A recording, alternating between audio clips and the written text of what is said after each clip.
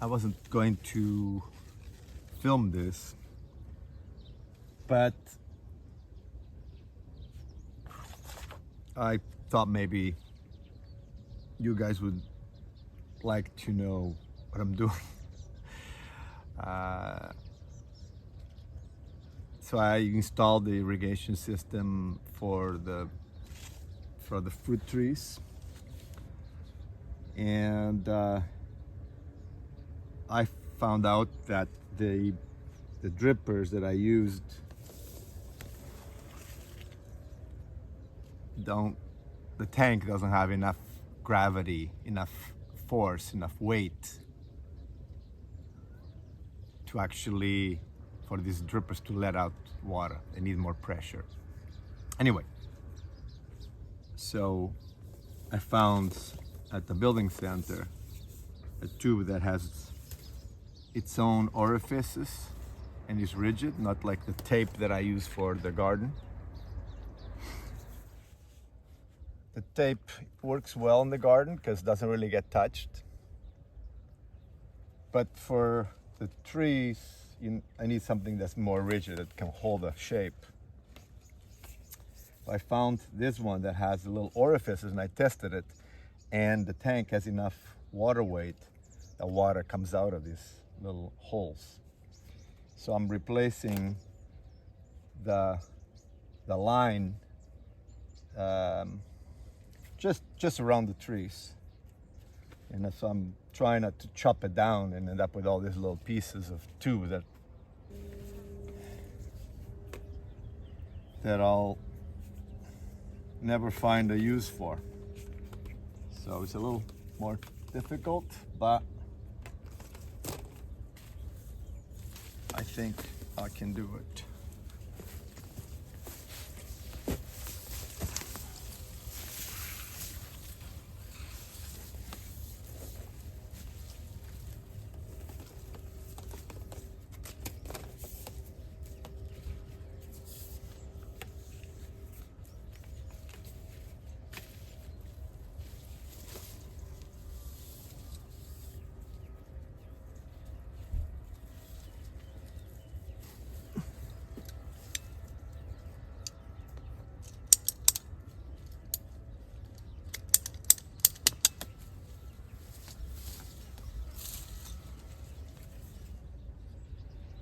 And I'm pretty lucky that the other tube that I was using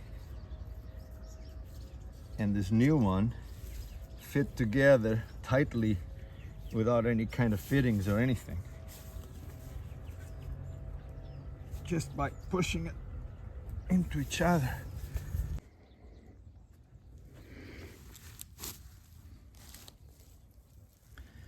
At the same time, I'm also taking care of the strawberries since I'm here, just putting them out.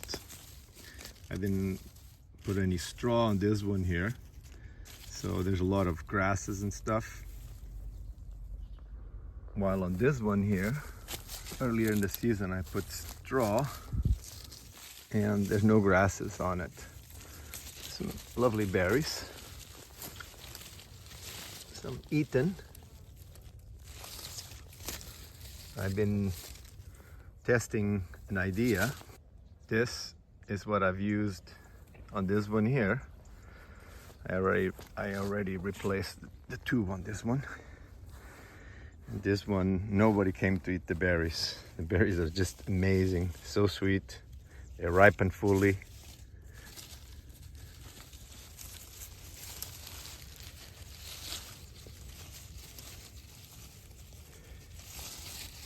Sometimes too ripe if I don't come to get them.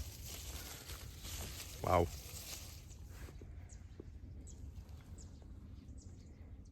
Yeah, it works.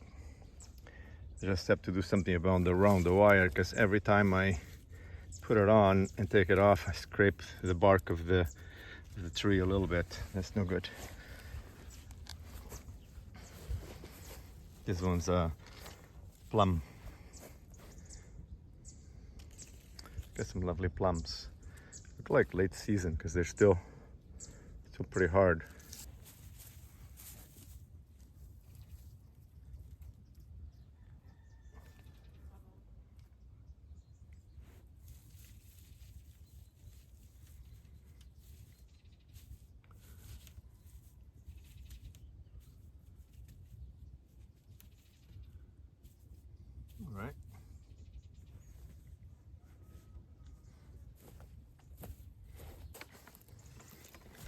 That's what I got out of that little patch there.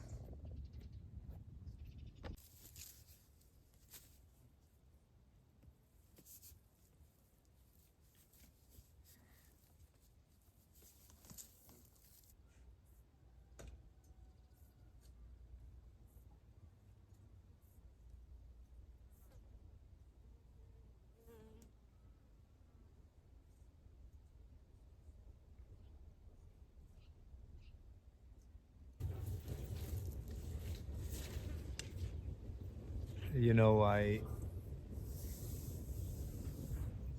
planted this tree here 8 years ago when I had nothing even remotely close to believing that I would end up with this property. But when I was a child, there was a walnut tree here in this very spot. And when I was coming visiting here, I missed it, the tree. For about 8 years, it never grew. It was a stunt. It's in the summer when they grow, when they develop wood, this ground here is very, very dry because of the elevation difference. It's about 4 or 5 meters from here to down there. So this escarpment here at the very edge is very, very dry. So the tree survived for 7 years. Literally nobody gave it water. And it developed the problem here, but it's healing and it's developing wood around it, and I feel like it's going to be okay. And it's very, very healthy. And this year, these new branches are about 1 meter long, over 1 meter. So it's really growing really well. It looks healthy. So it survived for about 7 years. I feel like it waited for me to get here.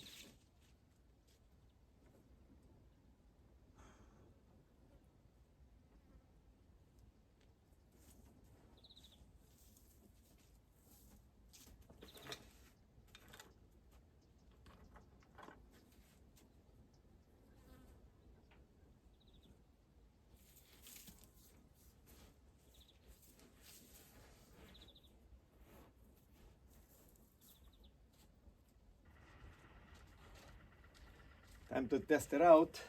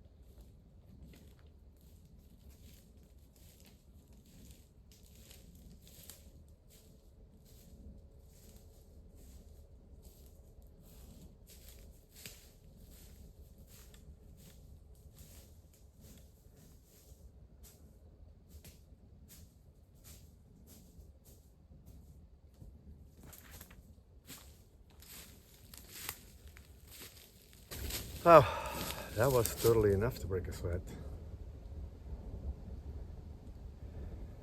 And I nearly made it to the stream.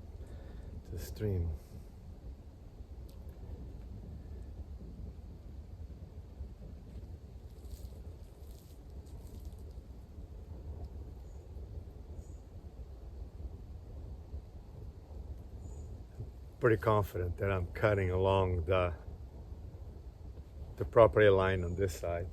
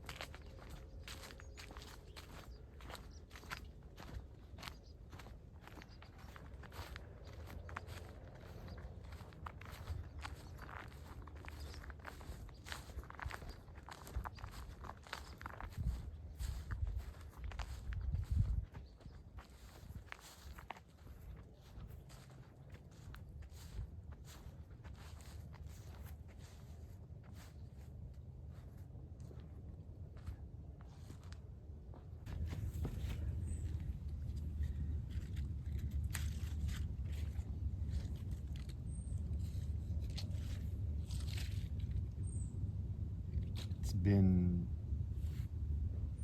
pretty heavy foggy last few mornings, and these are the paste tomatoes, San Marzano variety. Bit tricky for the tomatoes when it's really humid. They could develop mildews and fungal diseases. People around here spray fungicide on them, usually just copper sulfate,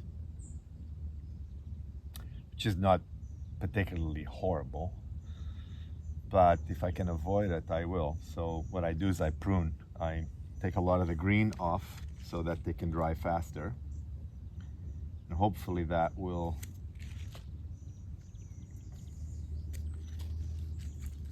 help me so I don't have to spray anything on them.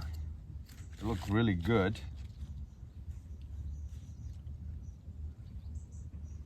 The odd with blossom and rot, but not particularly horrible. I haven't pruned them in over a week, so they're really splitting a lot. I like to limit them to two mains, and that usually ensures very good quality fruit and still plenty of it.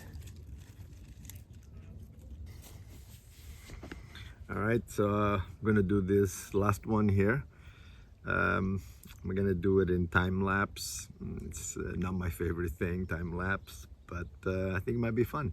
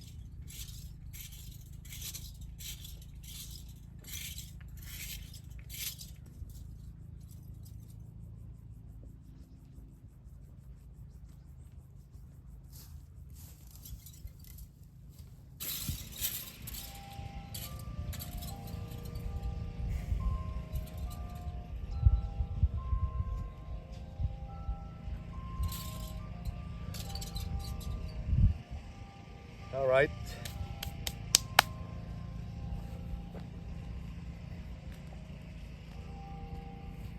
$12 o'clock.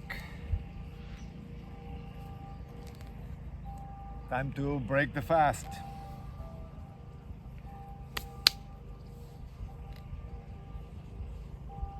First, let me show you how this garden's coming. Amor was weeding the sweet potatoes yesterday. It looked really good.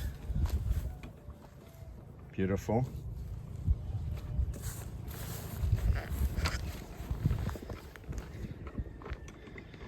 Some Marzanos.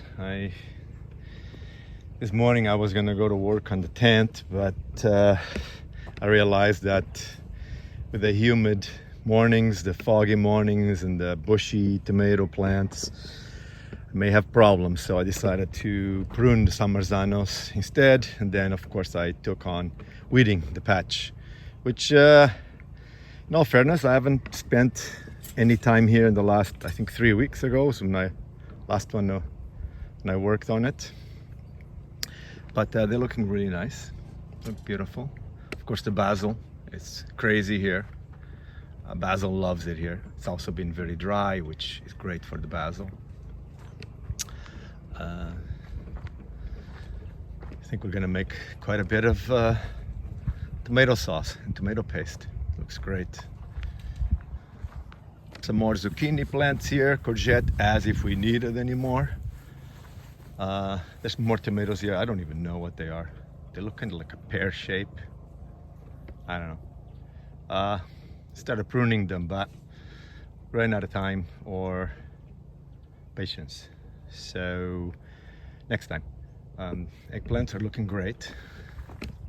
They're looking really good. And so are, oh goodness, the chili peppers are so beautiful. I think these are the malagueta, so Portuguese chili pepper. They are very pretty. The only thing I miss now that I need a still bit behind is cilantro to make my favorite hot sauce. Lots of cilantro and lots of green chilies and garlic and olive oil and spices. Anybody watching from Yemen, you know what I'm talking about. I may be mispronouncing it. I call it zoug. That's how I know it. And I know it's originally from Yemen, I think. And I just want to say thank you to the people of Yemen for making such a beautiful, delicious hot sauce. It's both hot and cool at the same time. It's by far my favorite. Thank you. But I'd love to know what is your favorite hot sauce. If you garden, if you like to grow chilies and make hot sauce, I would love to know what it is that it's your favorite hot sauce. Yeah, I like them all, but zoug is definitely my favorite. And so yeah, I look forward to the cilantro now because the chilies are looking very beautiful indeed.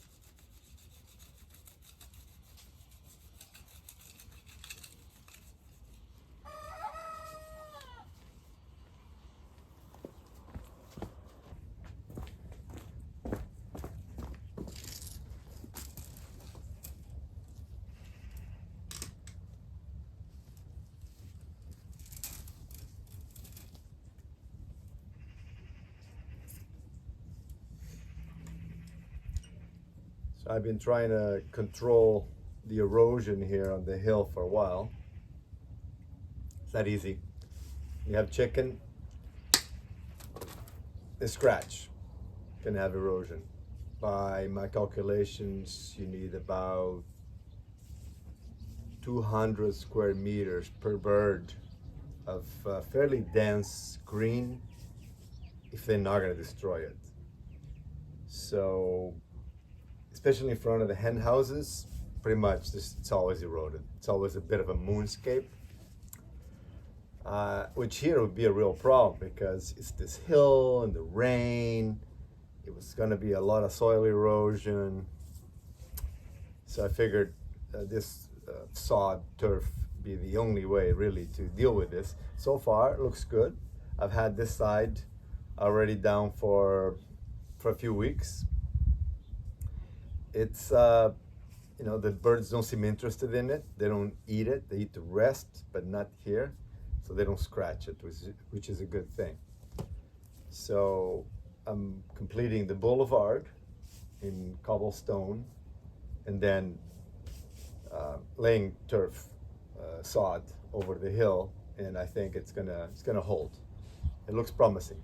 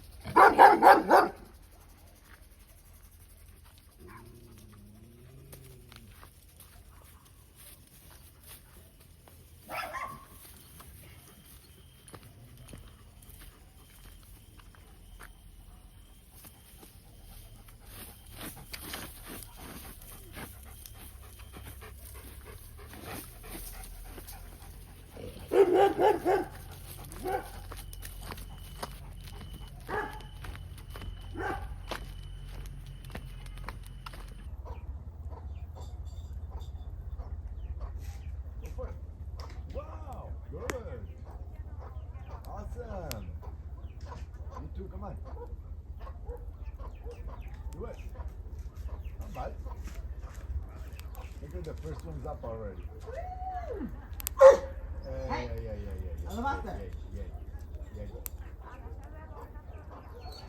Whoa!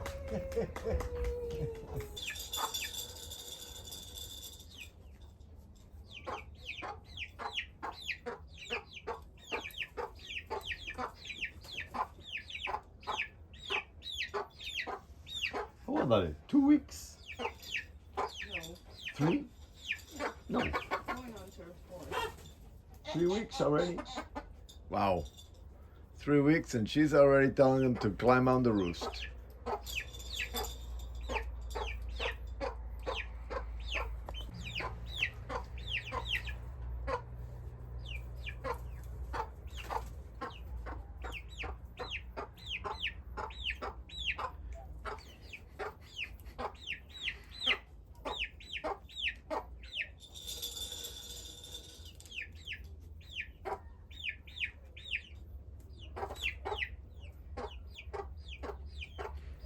The only trouble is that now if they go next to Baldy, they're gonna get pecked at. Unless they're very quick and make that step quick. Come on guys, you can do it. Look, look, look, he's gonna go for it. Quick, quick, quick, quick, quick.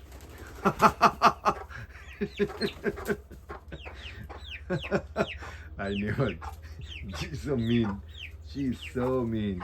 I think Mother just has to come down. Yeah, she will. She will. She's just training them. She's just like, yeah, good try, guys. Awesome.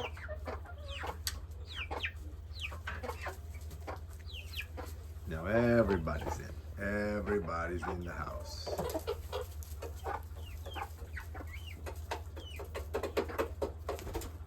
Oh, second try. There you go again.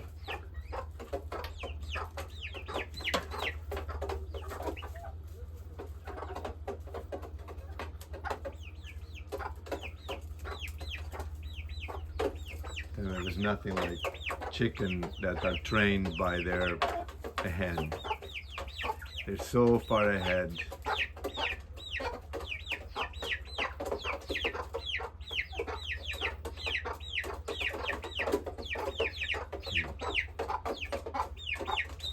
Gonna give it another go.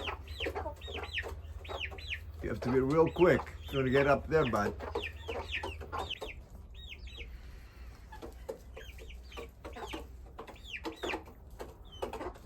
Give it another go, look.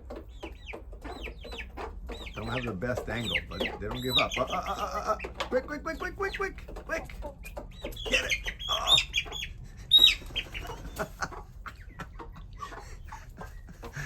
Don't have a good angle from where he was.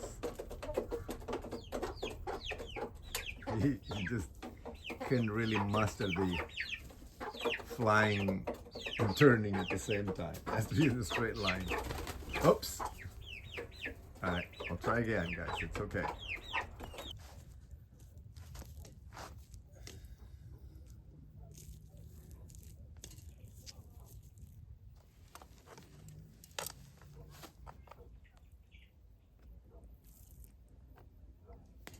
Well, actually, you know what? Let me open this grill.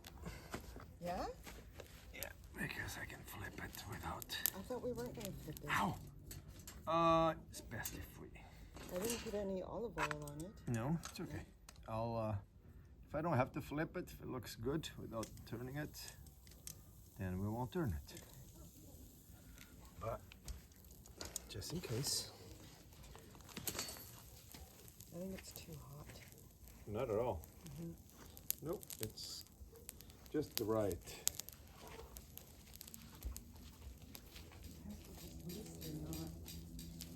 Yeah. Okay. The skin on that fish is, it's really resistant to heat. It can take quite a bit of heat. Although we burnt one. No, it didn't burn. It charred a little bit.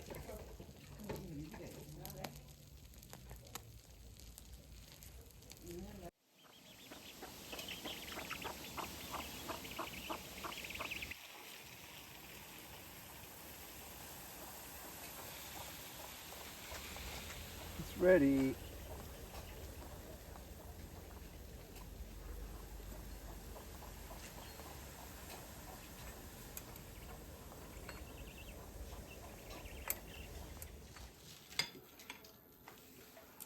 You know that at one time, even the bell pepper was a hot pepper. It took us hundreds of years to domesticate the bell pepper so that it's not hot. All peppers were hot in the beginning.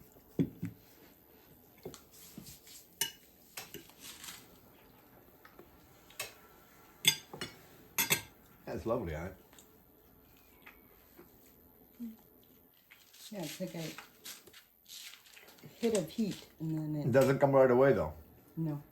You eat it and it's like nothing's happening, and then it's like delayed reaction.